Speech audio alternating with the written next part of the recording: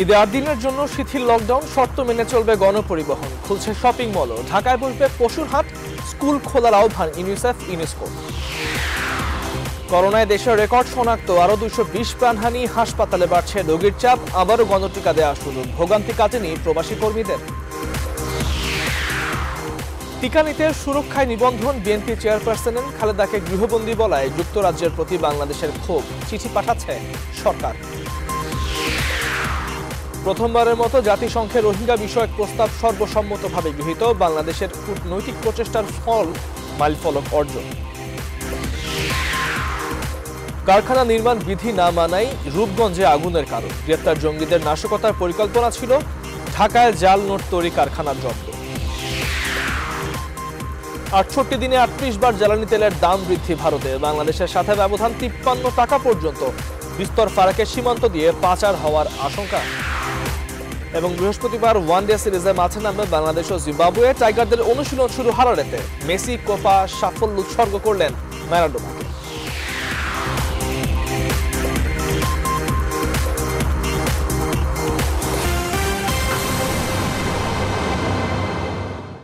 Rainbow allrounder exterior paint, বাংলাদেশের আবহাওয়া উপযোগী একমাত্র পেইন্ট। দর্শক সবাইকে স্বাগত। নিউজ 24 সংবাদ, আপনাদের সঙ্গে পুরো সংবাদ জুড়ে আছি আমি তামিমুর রহমান তন্ময়। এতক্ষণ দেখছিলেন সংবাদ শিরোনাম, এবার যাচ্ছে পুরো খবরে।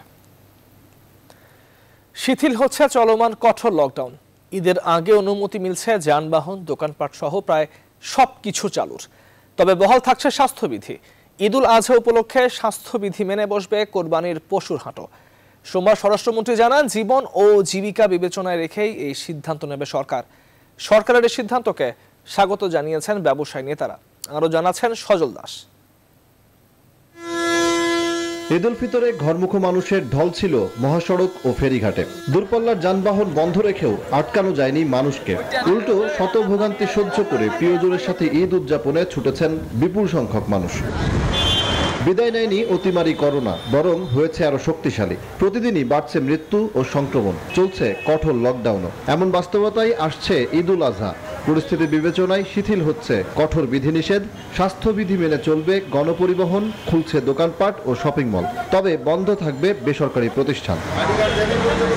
সরকারি সিদ্ধান্ত সেই অনুযায়ী আমরা সীমিতভাবে যেভাবে সিদ্ধান্ত দেয়, সোশ্যাল ডিস্টেন্সিং একটু খালি রেখে সরকার বলতেছে আমরা সেভাবে চালাবো। স্বরাষ্ট্রমন্ত্রী জানান, জীবন ও জীবিকাকে গুরুত্ব দিয়েই সিদ্ধান্ত নিচ্ছে সরকার। দোকান মালিক সমিতি যারা আছে তারা কিন্তু এই দুই ঈদের জন্যই বসে থাকে, তাদের সমস্ত খরচ কিন্তু এই দুই ঈদের সময় হয়। এই সব কিছু চিন্তা ভাবনা করেই সরকার জীবিকা এবং জীবনের তাগিদে যেগুলি প্রয়োজন সেইগুলোর মাথায় রেখেই যা কিছু করার নির্দেশনা আপনারা শুনতে পাবেন। সবাইকে অনুরোধ করবো, আপনারা সবাই স্বাস্থ্যবিধি মেনে আপনারা যার যার অবস্থানে থাকেন, আমাদের মার্কেটের আশেপাশে যেই দোকানের আশেপাশে যেই কর্মচারীরা আছে তাদের নিয়ে আমরা ৩-৪ দিন ব্যবসা করব। লকডাউন কিছুটা শিথিল হলেও বহাল থাকছে স্বাস্থ্যবিধি মেনে চলার নির্দেশনা। সজল দাস, নিউজ 24, ঢাকা। সবাইকে টিকা দেওয়া পর্যন্ত অপেক্ষা না থেকে স্কুল খুলে দিয়ে শ্রেণীকক্ষে ক্লাস শুরুর আহ্বান জানিয়েছে জাতিসংঘের দুই সংস্থা ইউনিসেফ ও ইউনেস্কো। ইউনিসেফের নির্বাহী পরিচালক হেনরিয়েটা ফোর ও ইউনেস্কোর মহাপরিচালক অড্রে অ্যাজুল এই বিষয়ে সোমবার এক যৌথ বিবৃতি দেন।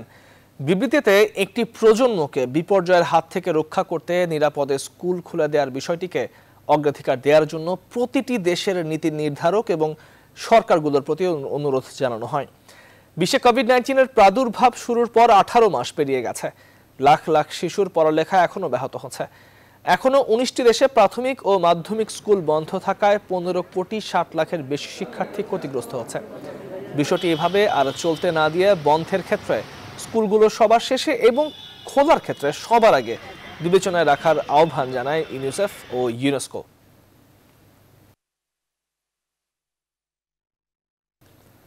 এবার দেশের করোনা পরিস্থিতির খবর।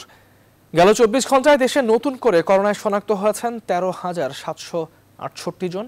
এখনো পর্যন্ত তা একদিনে সর্বোচ্চ শনাক্তের রেকর্ড। দেশে সরকারি হিসেবে মোট শনাক্ত হলেন 10,34,957 জন। এর আগে রোববার শনাক্ত হয়েছিল 11,874 জন। 24 ঘন্টায় করোনা আক্রান্ত হয়ে মারা গেছেন 220 জন। এই নিয়ে সরকারি হিসাবে মারা গেলেন 16,639 জন। 24 ঘন্টায় করোনা থেকে সুস্থ হয়েছেন 7,020 জন।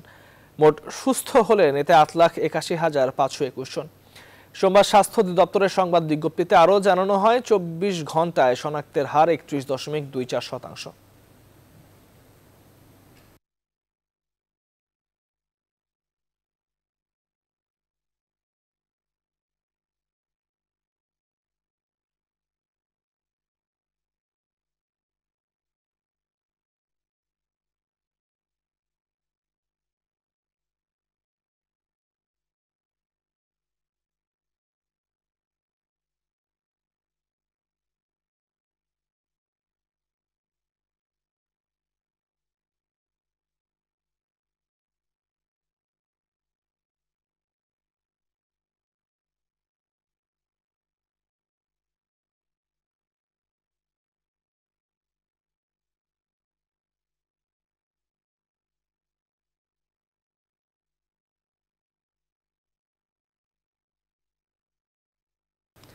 করোনায় মৃত্যুর দিক থেকে এখনো বিশ্বের শীর্ষে 10 দেশের একটি বাংলাদেশ।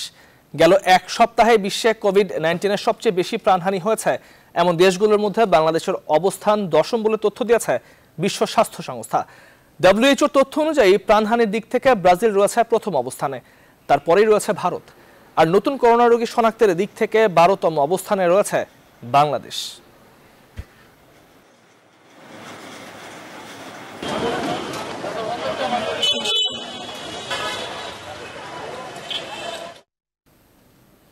সারা দেশে আবারও শুরু হলো গণটিকা কার্যক্রম। দেশের জেলা উপজেলায় দেয়া হচ্ছে চীনের তৈরি সিনোফার্মের টিকা। আর আজ থেকে সিটি কর্পোরেশন এলাকায় দেয়া হবে কোভ্যাক্সের মডার্নার টিকা।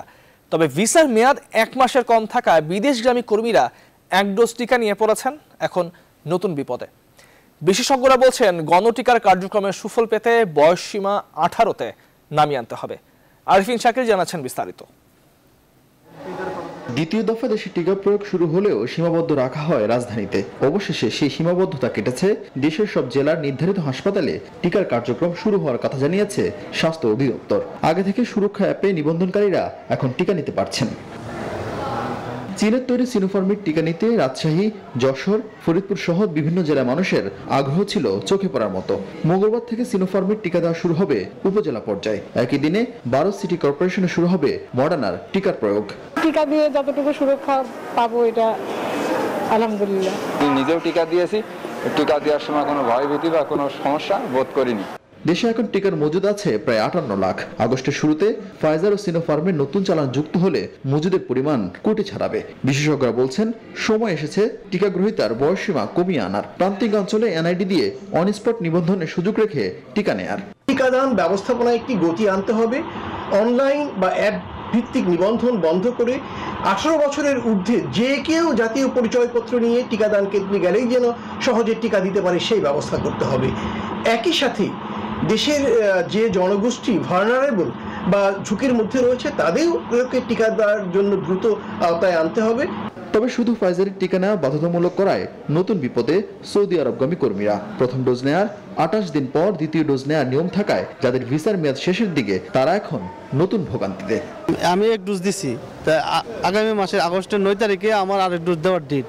কিন্তু 2 ডোজ দেওয়ার পরে কি আমি যেতে পারবো এটা কোনো শিওর না। আমার ফ্লাইট হয়েছে 29 তারিখ। আমার দ্বিতীয় ডোজ নিতে গেলে আমার ভিসার মেয়াদ থাকবে না। বিশ্ববিদ্যালয়ে অনাবাসিক শিক্ষার্থীরা এখনো টিকা নিবন্ধনের সুযোগ না দেয় উদ্বেগ প্রকাশ করেছেন অভিভাবকরা। আরিফিন শাকিল, নিউজ 24, ঢাকা। করোনা ভাইরাসের টিকা নেওয়ার জন্য খালেদা জিয়া নিবন্ধন করেছেন। গেল 9 জুলাই স্বাস্থ্য মন্ত্রণালয়ের সুরক্ষা ওয়েবসাইটের মাধ্যমে নিবন্ধন করেন তিনি। তবে টিকা নেওয়ার তারিখ এখনো পাননি। দলটির ভাইস চেয়ারম্যান ও খালেদা জিয়ার ব্যক্তিগত চিকিৎসকদের অন্যতম অধ্যাপক ডক্টর AZM জাহিদ হোসেন সাংবাদিকদের এই তথ্য নিশ্চিত করেছেন। 76 বছর বয়সী খালেদা জিয়া গত 14 এপ্রিল তিনি কোভিডে আক্রান্ত হন। দীর্ঘ 53 দিন হাসপাতালে চিকিৎসা শেষে 19 জুন গুলশানের বাসা ফিরোজায় ফেরেন তিনি। জাহিদ হোসেন জানান খালেদা জিয়ার বাসায় টিকা নিতে চান, তবে নিবন্ধনে মহাখালীর ন্যাশনাল গ্যাস্ট্রোলিভার ইনস্টিটিউট অ্যান্ড হাসপাতাল বেছে নিয়েছেন।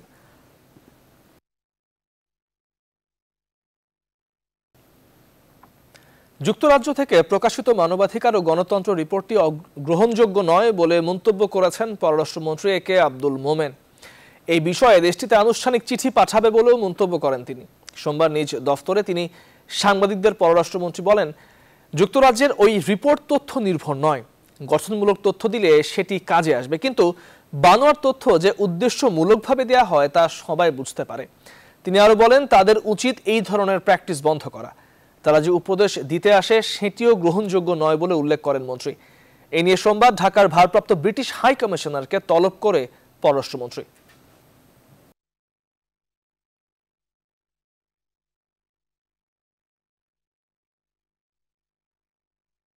তাদের নিজের চোখে নিজের চেহারাটা আগে আয়নায় দেখুক, তারপরে অন্যরে আপনার উপদেশ দুক। নিজের দেশের অবস্থান ভালো করতে পারে না অন্যদের নিয়ে গাটাগাটি করে। যে স্টপ দিস প্র্যাকটিস। আমরা চাই তারা যে রিপোর্ট দিবে এগুলো তথ্য নির্ভর হলে আমাদের জন্য উপকার। আর যদি বানোয়ার দেওয়া হয় তাহলে এটা কিন্তু মোটেই কাজে না। এটা তখন মনে হবে যে ইট ইজ সাম বিশেষ উদ্দেশ্য প্রণীতভাবে করেছে। মিয়ানমারের রোহিঙ্গাদের উপর ভয়াবহ নৃশংসতার জবাবদিহি নিশ্চিত এবং বাংলাদেশে আশ্রিত রোহিঙ্গাদের দ্রুত রাখাইনে প্রত্যাবাসন নিয়ে একটি প্রস্তাব জাতিসংঘের মানবাধিকার পরিষদে সর্বসম্মতক্রমে গৃহীত হয়েছে। সোমবার সুইজারল্যান্ডের জেনেভায় অনুষ্ঠিত জাতিসংঘের মানবাধিকার পরিষদের ৪৭তম সভায় এই প্রথমবারের মতো রোহিঙ্গা ইস্যুতে রেজুলেশনটি গৃহীত হয়। জেনেভায় জাতিসংঘ বাংলাদেশের স্থায়ী মিশন সোমবার এক প্রেস বিজ্ঞপ্তিতে জানিয়েছে, ২০১৭ সালে রোহিঙ্গাদের বাংলাদেশে অনুপ্রবেশের পর বাংলাদেশ স্থায়ী মিশনের কূটনৈতিক প্রচেষ্টায় এই প্রথম কোনো প্রস্তাব বিনা ভোটে জাতিসংঘে গৃহীত হলো। সেই বিবেচনায় এবারের প্রস্তাবটি বাংলাদেশের জন্য একটি বড় মাইলফলক। বাংলাদেশের উদ্যোগে ইসলামী সহযোগিতা সংস্থার সব সদস্য রাষ্ট্রের পক্ষ থেকে রোহিঙ্গা, মুসলিম ও মিয়ানমারের অন্যান্য সংখ্যালঘুদের মানবাধিকার পরিস্থিতির শীর্ষক প্রস্তাবটি পেশ করা হয়।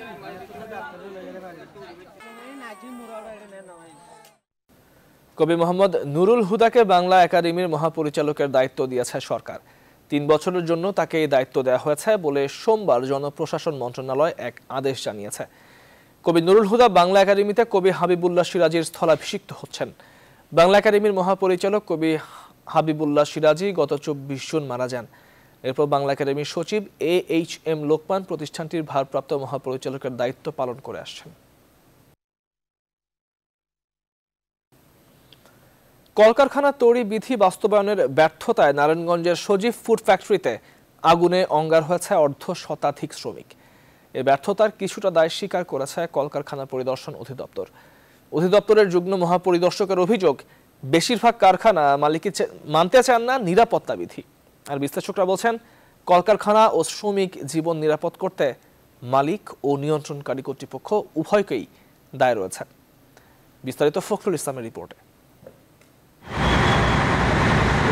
অর্থনীতির চালিকা শক্তি কলকারখানা ও তার শ্রমিকরা, অথচ গত ৩ দশকে সারা দেশে ১ ডজনেরও বেশি কলকারখানা দুর্ঘটনা দেখেছে দেশবাসী, যেখানে প্রাণ গেছে হাজার হাজার শ্রমিকের। প্রশ্ন উঠেছে, যেখানে শ্রমিক বা কলকারখানা নিরাপদ নয় সেখানে কতটা নিরাপদ অর্থনীতি? আর এই কলকারখানা দেখভালের দায়িত্ব যাদের, তারাই বা কতটা করছেন দেখভাল? আপনি যদি র্যান্ডাম একটা জিনিস পরিদর্শন না করেন সেখানে তো আপনার ঘাটতি থাকবে, আমাদের ঘাটতি থাকতেই পারে, এটা অস্বীকার করার কিছু নাই। দেশে মোট কলকারখানা, গার্মেন্টস ও নন গার্মেন্টস মিলিয়ে ৬০,০০০-এরও বেশি, যেখানে শ্রমিক সংখ্যা কয়েক কোটি। অথচ কারখানা ও তার শ্রমিকদের নিরাপত্তা নিশ্চিতের দায়িত্বে থাকা কর্তৃপক্ষ দায়হীন। আমাদের গাড়ির দায়ের চেয়ে বেশি হলো মালিকের দায়, কারণ তার প্রতিষ্ঠান। যাদের দায়িত্ব ছিল পুরো ব্যাপারগুলোকে তদারকি করা, সেখানেও কিন্তু আমরা গাফিলতি দেখতে পেয়েছি, যেটি অত্যন্ত দুঃখজনক। এবং আমরা মনে করি যে দুর্ঘটনার পেছনে তাদের প্রত্যেকেরই দায় রয়েছে। বিশ্লেষকরা বলছেন, কারখানার নিরাপত্তায় আইন প্রণয়ন ও প্রয়োগের সব দায় নিয়ন্ত্রণকারী কর্তৃপক্ষকেই নিতে হবে। আইনের দুর্বলতা অবশ্যই আছে। এখানে যারা সংসদে আইন পাশ করবেন তারা কারা? তারা কি তাদের বিপক্ষে আইন পাশ করতে যাবে কখনো? আইনটি তো তৈরি করবার দায়িত্ব তো একই মন্ত্রণালয়ের। কোন অপরাধের জন্য কতটুকু শাস্তি হবে, ক্ষতিপূরণ কি হবে, এটি তো তারাই নির্ধারণের দায়িত্ব নিচ্ছে। কাজেই এটি তো এই কথা বলে তো আমরা দায় এড়াতে পারবো না। অধিদপ্তরের এই যুগ্ম মহাপরিদর্শক বললেন, কারখানা যা আছে তার বেশিরভাগই মানেন না নিরাপত্তা বিধি। আইন অমান্যকারী কারখানার বিরুদ্ধে ব্যবস্থা নিতেও নেই কঠোর কোনো আইন। আর জরিমানা আছে মাত্র সর্বোচ্চ ২৫,০০০ টাকা, যা নিরাপত্তা বিধি লঙ্ঘন ঠেকাতে যথেষ্ট নয়। কেউ তো জেল দেয় না, জেলও যদি দিত ১ দিন ২ দিন তাও ভালো ছিল। ওই ২৫,০০০ টাকার চেয়ে এই ক্ষমতা দিয়ে তো আপনি মালিককে ধরতে পারতেছেন না। এক্ষেত্রে বিশ্লেষকদের পরামর্শ, নিরাপদ কারখানা গড়তে যুগোপযোগী আইন করে কার্যকর ভূমিকা নিতে হবে। ফখরুল ইসলাম, নিউজ 24, ঢাকা। নারায়ণগঞ্জের জঙ্গিদের টার্গেট ছিল পুলিশ, জানালেন টেরোরিজম ইউনিটের কর্মকর্তারা। সাম্প্রতিক সময়ে জঙ্গিদের ব্যবহার করা যে কোনো বোমার তুলনায় এগুলো ছিল আরও বেশি শক্তিশালী। জঙ্গি সংগঠনগুলো যেন মাথা চারা দিয়ে উঠতে না পারে, সেজন্য আইন শৃঙ্খলা বাহিনীকে নজরদারি বাড়ানোর তাগিদ সংশ্লিষ্টদের। সেলিম খানের ক্যামেরায় বিস্তারিত জানাচ্ছেন মৌ খন্দকার। নারায়ণগঞ্জের ২৫০০ নোয়াগাঁও এলাকার জঙ্গি আস্তানা। রোববার রাতে এই কক্ষ থেকে ৩টি শক্তিশালী আইইডি বোমা উদ্ধারের পর নিষ্ক্রিয় করে কাউন্টার টেরোরিজম ইউনিট। পুলিশের চেকপোস্ট ও পুলিশ বক্সকে টার্গেট করে শক্তিশালী এসব বোমা তৈরি করে নিষিদ্ধ ঘোষিত জঙ্গি সংগঠন নব্য জেএমবির সদস্যরা। সরেজমিনে গিয়ে দেখা যায় ১.৫ বছর আগে নোয়াগাঁও মসজিদের মুয়াজ্জেম ও ওয়াক্তের নামাজের ইমামতি করার চাকরি নেয় মামুন। এলাকাবাসী ধারণাই করতে পারেনি সে জঙ্গি কার্যক্রমে যুক্ত। আমাদের এলাকায় যদি আরো জঙ্গি কোনো পোলাপান থাকে, they should have to be arrested. এক লাখলে যাইতে হইতো, তানি নামাজ শেষ, তানি আবার বাসায় ঘুরতো। কেউ সন্দেহ করবে না এই চিন্তায় বাসাটি বোমা তৈরির কারখানা বানানো হয়। ব্যবহার কারোর সাথে কথা মতো তো কমই বলতো, উনি গম্ভীর মুখে থাকতো সবসময়। নামাজ পড়ে উনি রুমে চলে যেত। সোমবার দুপুরে এই নিয়ে সংবাদ সম্মেলনে বিস্তারিত জানান কাউন্টার টেরোরিজম ইউনিট প্রধান। স্লিপার সেল পদ্ধতিতে কাজ করে। জানেন, একজনের নির্দেশেই, তারা আমিরের নির্দেশেই 2 জন আলাদা আলাদাভাবে কাজ করতো এবং তারা সরাসরি ওই তথাকথিত আমিরের তত্ত্বাবধানেই কাজ করতো। 2 গ্রুপের সাথে কোনো এখন পর্যন্ত আমরা কোনো যোগাযোগ পাইনি, বাট আমাদের জিজ্ঞাসাবাদ অব্যাহত আছে। জঙ্গি সংগঠনের সাথে সম্পৃক্তদের প্রত্যেককেই আইনের আওতায় আনার কথাও জানান তিনি। মহামারী করোনার মধ্যে আবারও সক্রিয় হয়ে উঠেছে জঙ্গি সংগঠনগুলো। গোয়েন্দারা বলছে বড় ধরনের নাশকতার পরিকল্পনা ছিল তাদের। এবারও তাদের মূল টার্গেট ছিল আইন শৃঙ্খলা রক্ষাকারী বাহিনী। মৌ খন্দকার, নিউজ 24, ২৫০০, নারায়ণগঞ্জ। রাজধানীর ভাটারা নূরের চালা এলাকায় অভিযান চালিয়ে ৫০ লাখ জাল টাকার নোট ও টাকা তৈরির বিভিন্ন সরঞ্জাম জব্দ করেছে গোয়েন্দা পুলিশ। সোমবার দুপুরে এই অভিযান চালায় গোয়েন্দা পুলিশের গুলশান বিভাগ। এ সময় আটক করা হয় মূল হোতা রহিম ও তার স্ত্রী সহ মোট ৫ জনকে। বিস্তারিত মাসুদা লাবনীর প্রতিবেদনে। আসল টাকার মতো এভাবেই জাল নোট তৈরি করতেন রহিম। দেখে বোঝার উপায় নেই, শুধু কাগজের সামান্য তফাৎ। রহিম জানান মাসে ২০ লাখ জাল টাকা সরবরাহ করতেন। 10 বছর ধরে জড়িত এই কাজে। সহায়তা করতেন রহিমের স্ত্রী। 2টা কাগজ একসাথে করে জোড়া লাগানো হয়, লেমিনেশন মেশিনের যেটা ওটার ভিতর দেওয়ার পরে 2টা কাগজ জোড়া হয়ে যায়, একসাথে হয়ে যায়। তারপরে আমরা প্রিন্টে দিয়ে দিই। আমার হাজবেন্ড করে, আমি বাসায় বসে রান্না বাড়া করি, আগাই টাকাই দিয়েই। টাকা বানানোর জন্য ঘরোয়া পরিবেশে কয়েকজন কাজ করলেও বিভিন্ন স্থানে ছড়িয়ে দিতেন বিশেষ চক্র। গোয়েন্দা পুলিশের ঊর্ধ্বতন কর্মকর্তারা জানান এই চক্রের বিরুদ্ধে অভিযান অব্যাহত থাকবে। সেই আইনটা যদি তাড়াতাড়ি বাস্তবায়ন হয়ে যায় তাহলে জাল টাকার কারবারিদের এবং ব্যবসায়ীদের ব্যাপারে আমরা আরো স্পেসিফিক ধারাতে মামলা দিতে পারবো। আজকে যে দলটিকে আমরা ধরেছি, রহিম এবং ফাতেমা, এদের বিরুদ্ধে আগেও একাধিক জাল টাকা বানানোর মামলা আছে। কুরবানি ঈদ সহ অন্যান্য জায়গায় যেহেতু এই মুহূর্তে প্রচুর কাঁচা টাকার ক্রয় বিক্রয় হয়, তো সেটাকেই আসলে টার্গেট করে তারা বাজারে জাল টাকা ছড়িয়ে দেয়। ক্রেতা যাদেরকে গ্রেপ্তার করেছি তারা এসেছিল, তারা বলেছে যে 1 লক্ষ টাকার বান্ডিল তারা 15-16 হাজার টাকায় ক্রয় করে এবং তারা নিয়ে এটা রাস্তাঘাটে ছড়িয়ে দেয় বিভিন্ন জায়গায়। অভিযানে মূল হোতা রহিম ও তার স্ত্রী সহ 5 জনকে আটক করা হয়। জব্দ করা হয় নকল টাকা ও অন্যান্য সরঞ্জাম। মাসুদা লাবনী, নিউজ 24, ঢাকা। চট্টগ্রামের আলোচিত মাহমুদা খানম মিতু হত্যা মামলার 3 আসামির দেশত্যাগের নিষেধাজ্ঞা দিয়েছেন আদালত। পুলিশের আবেদনের পরিপ্রেক্ষিতে সোমবার বিকেলে চট্টগ্রাম মেট্রোপলিটন ম্যাজিস্ট্রেট মেহনাজ রহমান শুনানি শেষে এই আদেশ দেন। 3 আসামি হলেন কামরুল শিকদার ওরফে মুসা, এহতেশেমাল হক ওরফে ভোলা ও মোহাম্মদ কালু। নগর পুলিশের সহকারী কমিশনার কাজী শাহাবুদ্দিন আহমেদ জানান, মাহমুদা হত্যার 3 আসামির দেশত্যাগে নিষেধাজ্ঞা চেয়ে আদালতে আবেদন করে পিবিআই। শুনানি শেষে আদালত 3 আসামির দেশত্যাগে নিষেধাজ্ঞা দেন।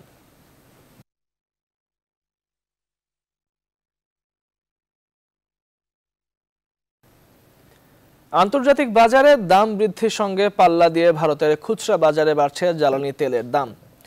গেল 68 দিনে অন্তত 38 বার তেলের দাম বেড়েছে এই দেশটিতে। শুধু পেট্রোলই নয়, ডিজেলের দামও কোনো রাজ্যে সেঞ্চুরি হাঁকিয়েছে।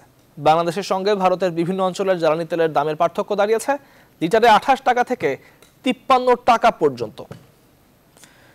বিস্তারিত হাবিবুল ইসলাম হাবিবের রিপোর্টে।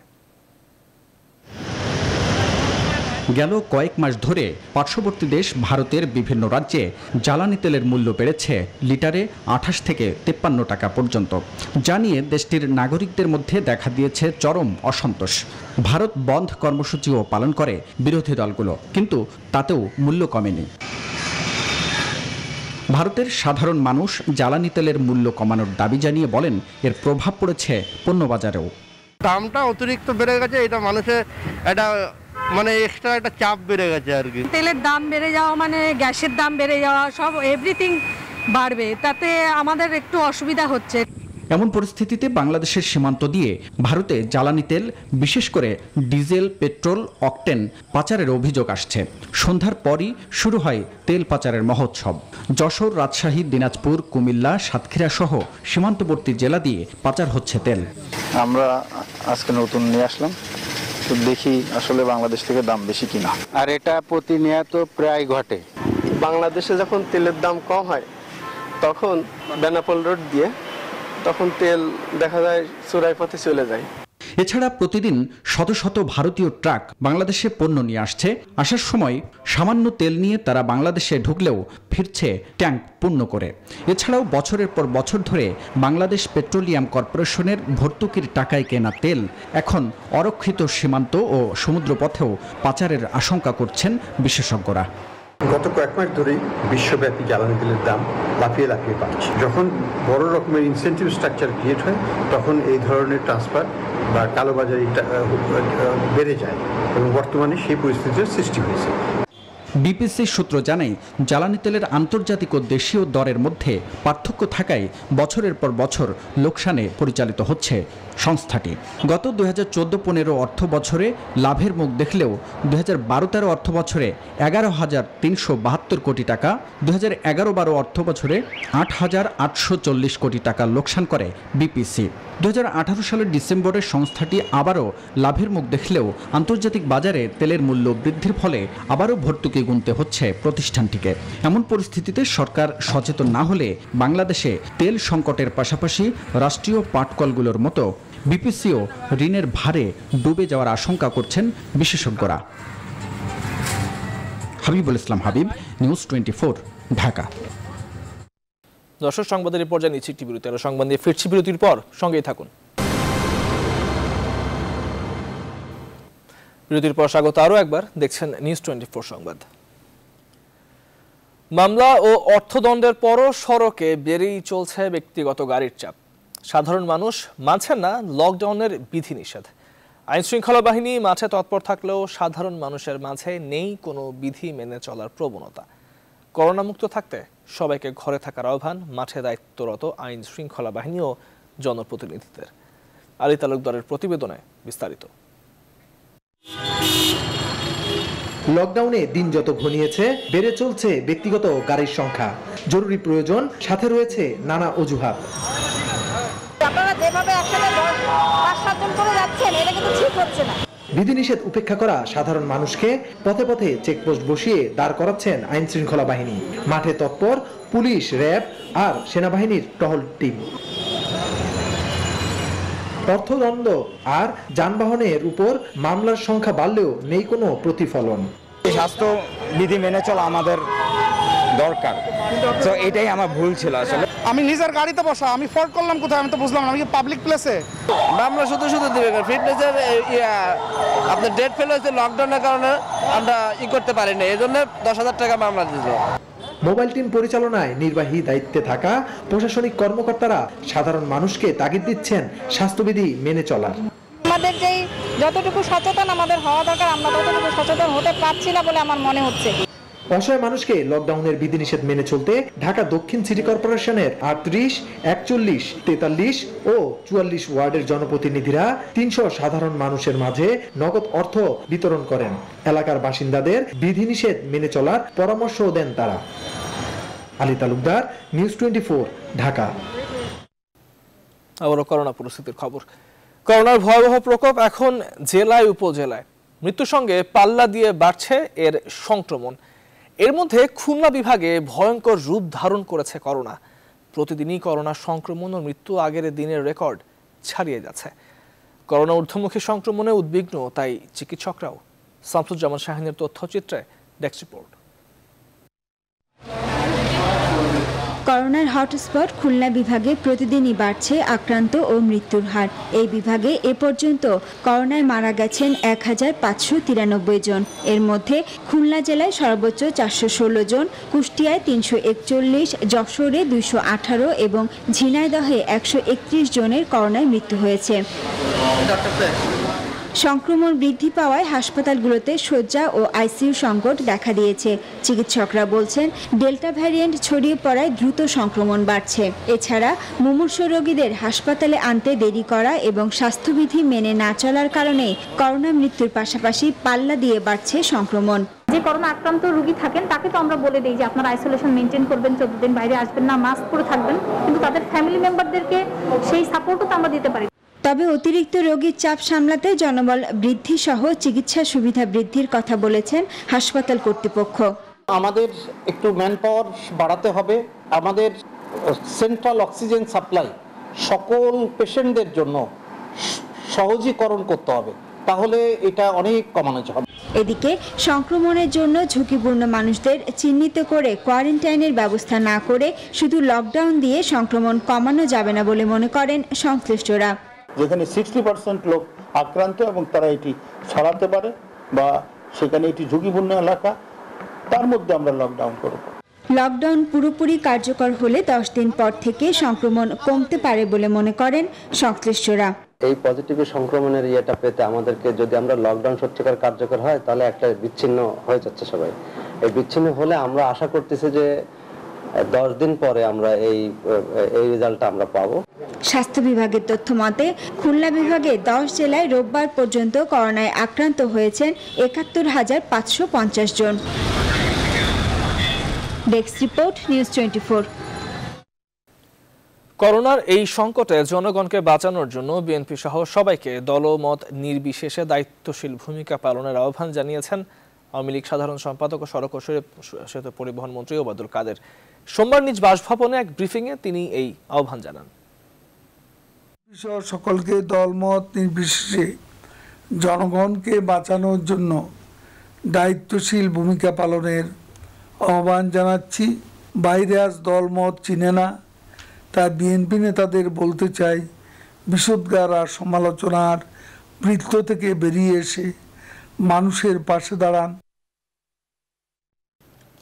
যে সরকার শ্রমিকদের নিরাপত্তা দিতে পারে না, রূপগঞ্জে 52 জন শ্রমিক পুড়ে মারা যাওয়ার পরও সেই সরকার রাষ্ট্রীয় শোক পালন করতে পারে না, সে সরকার অবশ্যই শ্রমিক বান্ধব নয় বলে অভিযোগ করেছেন শ্রমিক দলের নেতারা। সোমবার সকালে জাতীয় প্রেস ক্লাবের সামনে মানববন্ধনে অভিযোগ করেন তারা। বলেন, করোনার সময়ে শ্রমিকরা কাজ হারা হয়েছে, কোনো সাহায্য পায়নি, উল্টো কোটি কোটি টাকা প্রণোদনা পেয়েছেন মালিক পক্ষ। নিহত শ্রমিকদের পরিবারকে পুনর্বাসন করা সহ তাদের আর্থিক ক্ষতিপূরণ দাবি করে দায়ীদের দৃষ্টান্তমূলক শাস্তি দাবি করেন বিএনপির নেতারা।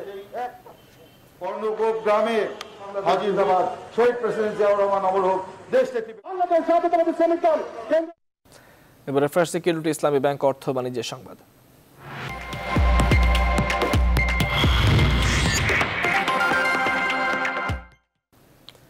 পবিত্র ঈদুল আজহা উপলক্ষে এবার রাজধানীর ঢাকায় 18টি অস্থায়ী পশুর হাট বসছে।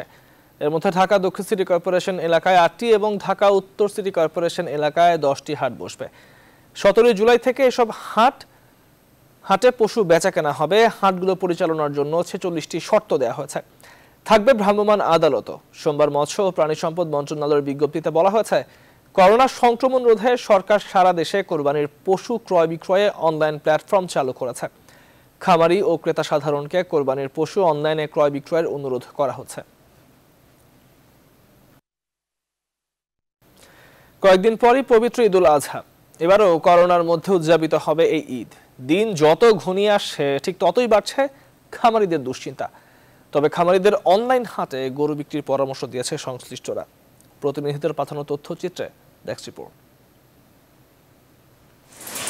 করোনা সংক্রমণ বেড়ে যাওয়ায় দেশ জুড়ে চলছে লকডাউন। এই অবস্থায় লক্ষাধিক গবাদি পশু নিয়ে বিপাকে পড়েছেন চুয়াডাঙ্গার 7,000 খামারি।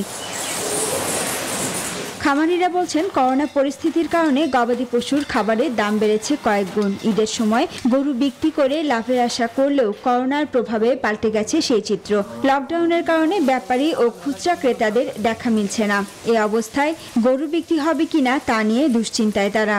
লকডাউন কঠোর হওয়াতে জানি না যে গরুগুলা মোটা তাজা করা হয়েছে সেগুলো আমরা বিক্রি করতে পারবো কিনা। আশানুরূপ দাম না পাওয়ায় আমরা খুব ক্ষতিগ্রস্ত। সংশ্লিষ্টরা বলছেন জেলার স্থানীয় চাহিদার চেয়ে অন্তত 38,000 গবাদি পশু বেশি রয়েছে। এবছর যদি জেলার পশু সারা দেশে ছড়িয়ে দেয়া না যায় তবে খামারিরা ক্ষতিগ্রস্ত হবেন। যে লকডাউন, এই লকডাউনের কারণে তারা চিন্তিত। তারা সরকারের কাছে জোর দাবি জানাচ্ছে যে আমাদের হাট বাজারগুলো একটু খুলে দেওয়ার জন্য। একই চিত্র সিরাজগঞ্জ। গেল 2 বছর ধরে করোনার কারণে গবাদি পশু নিয়েই বিপাকে পড়েছেন খামারিরা।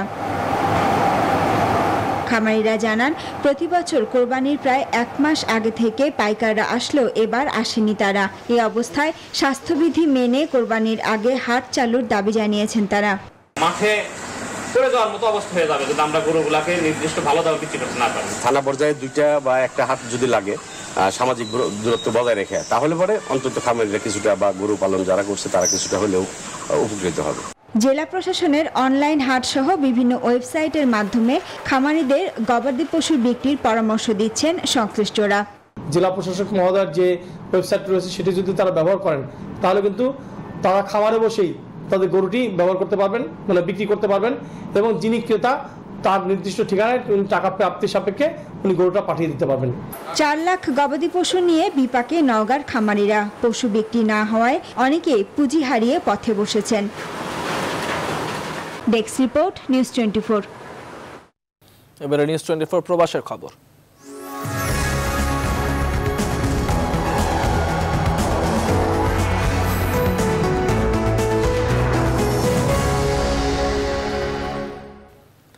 জার্মানির বার্লিনের প্রবাসী বাংলাদেশী নতুন প্রজন্মের ক্রীড়া সংগঠন বাংলাদেশ ক্রিকেট ক্লাব বার্লিনের 10 বছর পূর্তি উপলক্ষে T10 ক্রিকেট প্রতিযোগিতা অনুষ্ঠিত হয়েছে। জার্মানির বার্লিন থেকে অনামিকা বড়ুয়ার পাঠানো তথ্যচিত্রে নাহিদ জিহানের ডেস্ক রিপোর্ট।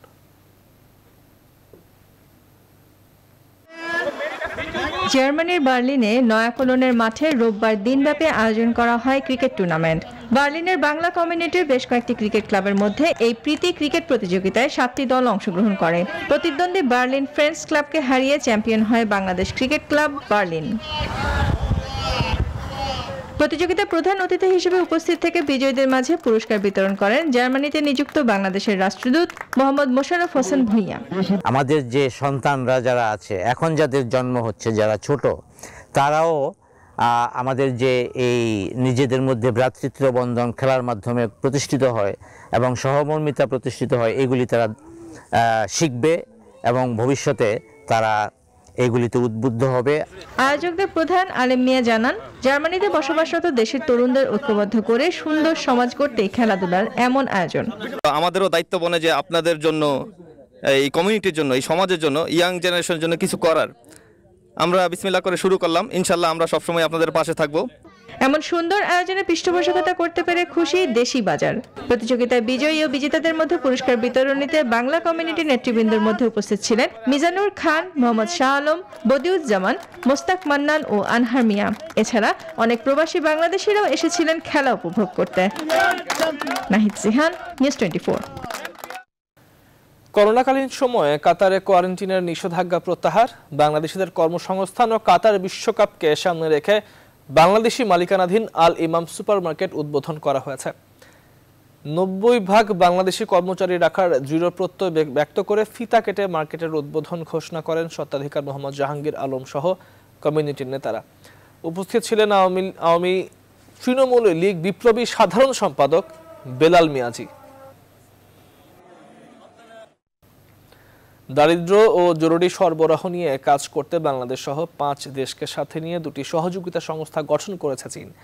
বৃহস্পতিবার চংচিং শহরে সাউথ ওয়েস্ট বিশ্ববিদ্যালয়ের চীন দক্ষিণ এশিয়ার দেশসমূহ দারিদ্র বিমোচনের সংস্থার উদ্বোধন করেন। আর চীন দক্ষিণ এশিয়া জরুরি সরবরাহ সংরক্ষণ নামের দ্বিতীয় সংস্থা গঠন উপলক্ষে অনুষ্ঠান আয়োজন হয় সিচুয়ান প্রদেশের সংদু শহরের আন্তর্জাতিক রেলওয়ে বন্দরে। উভয় অনুষ্ঠানে চীনের সহকারী পররাষ্ট্রমন্ত্রী উ চিয়াং হাও প্রধান অতিথি ছিলেন। অনুষ্ঠানে চীনে নিযুক্ত বাংলাদেশের রাষ্ট্রদূত মাহবুজ্জামান ও আফগানিস্তান, নেপাল, পাকিস্তান ও শ্রীলঙ্কার রাষ্ট্রদূত উপস্থিত ছিলেন। সংবাদের রিপোর্ট জানিয়েছে আরো একটি বিরতি, সঙ্গেই থাকুন। স্বাগত আরো একবার, আপনারা দেখছেন নিউজ 24 সংবাদ। এবারে নিউজ 24 স্পোর্টস। জিম্বাবুয়ের বিপক্ষে 3 ম্যাচের ওয়ানডে সিরিজকে সামনে রেখে অনুশীলন শুরু করেছে বাংলাদেশ জাতীয় ক্রিকেট দল। আগামী 3 দিন অনুশীলন করে বৃহস্পতিবার মাঠের লড়াইতে নামবে দুই দল। হারারে স্পোর্টস ক্লাব মাঠেই হবে সব ম্যাচ।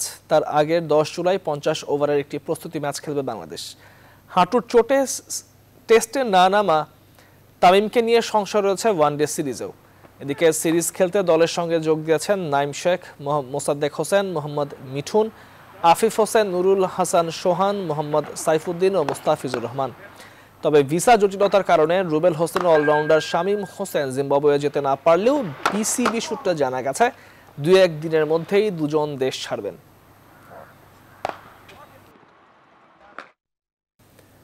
লকডাউনের বিরতির পর আবারও শুরু হচ্ছে নারী ফুটবল লিগ। 11তম রাউন্ডের হাই ভোল্টেজ ম্যাচে আজ মুখোমুখি হচ্ছে দুই ফেভারিট বসুন্ধরা কিংস ও Ataur Rahman College sporting club.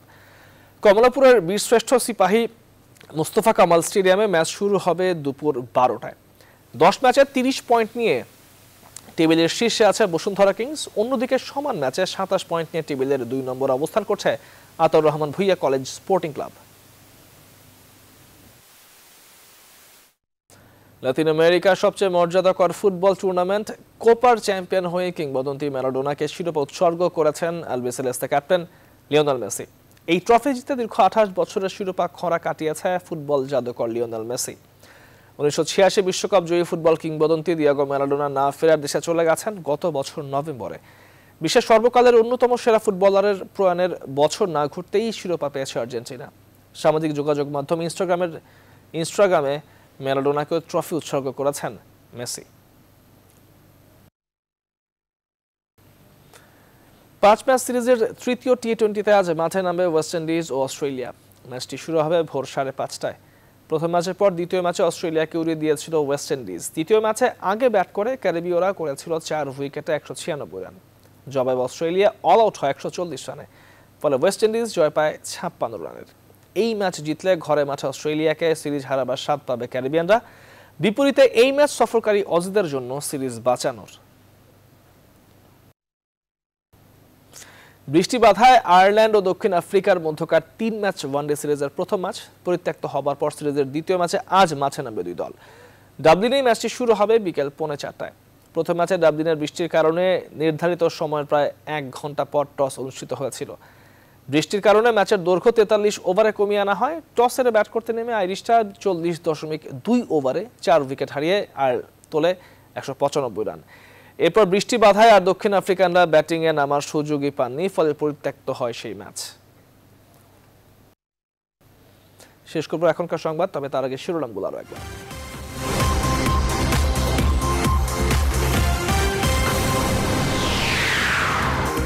ঈদে 8 দিনের জন্য শিথিল লকডাউন, শর্ত মেনে চলবে গণপরিবহন, খুলছে শপিং মলও, ঢাকায় বসবে পশুর হাট, স্কুল খোলার আহ্বান ইউনিসেফ ইউনেস্কো। করোনায় দেশের রেকর্ড শনাক্ত, আরও 220 প্রাণহানি, হাসপাতালে বাড়ছে রোগীর চাপ, আবারও গণটিকা দেওয়া শুরু, ভোগান্তি কাটেনি প্রবাসী কর্মীদের। টিকা নিতে সুরক্ষায় নিবন্ধন, বিএনপি চেয়ারপারসনের, খালেদাকে গৃহবন্দী বলায় যুক্তরাজ্যের প্রতি বাংলাদেশের ক্ষোভ, চিঠি পাঠাচ্ছে সরকার। প্রথমবারের মতো জাতিসংঘের রোহিঙ্গা বিষয়ক প্রস্তাব সর্বসম্মতভাবে গৃহীত, বাংলাদেশের কূটনৈতিক প্রচেষ্টার ফল, মাইল ফলক অর্জন। কারখানা নির্মাণ বিধি না মানাই রূপগঞ্জের আগুনের কারণ, গ্রেপ্তারে জঙ্গিদের নাশকতার পরিকল্পনা ছিল, ঢাকায় জাল নোট তৈরি কারখানার জব্দ। 68 দিনে 38 বার জ্বালানি তেলের দাম বৃদ্ধি ভারতে, বাংলাদেশের সাথে ব্যবধান 53 টাকা পর্যন্ত, বিস্তর ফারাকে সীমান্ত দিয়ে পাচার হওয়ার আশঙ্কা। এবং বৃহস্পতিবার ওয়ানডে সিরিজের মাঠে নামবে বাংলাদেশ ও জিম্বাবুয়ে, টাইগারদের অনুশীলন শুরু, মেসির কোপা সাফল্য উৎসর্গপত্রে ম্যারাডোনা। দর্শক, শেষ করছে এখনকার সময়ের সঙ্গে থাকবার জন্য এতক্ষণ ধন্যবাদ সবাইকে।